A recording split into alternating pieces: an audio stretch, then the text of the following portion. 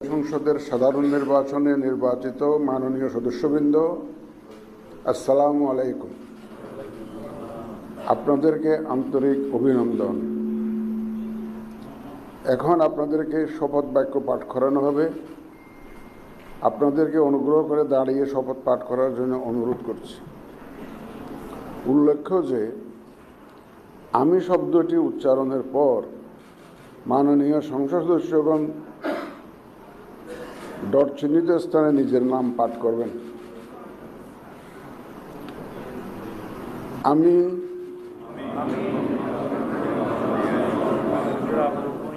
সংসদ সদস্য নির্বাচিত হইয়া সশ্রদ্ধ চিত্তে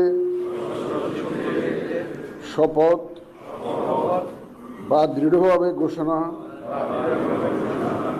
করিতেছি যে আমি যে কর্তব্যভার গ্রহণ করিতে যাইতেছি তাহা আইন অনুযায়ী ও বিশ্বস্ততার সহিত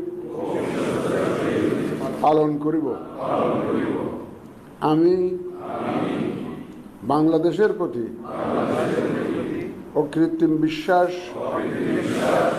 ও আনুগত্য পোষণ করিব এবং সংসদ সদস্যরূপে আমার কর্তব্য পালনকে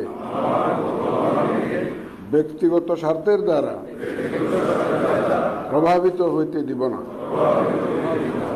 ধন্যবাদ আপনাদের সবাই।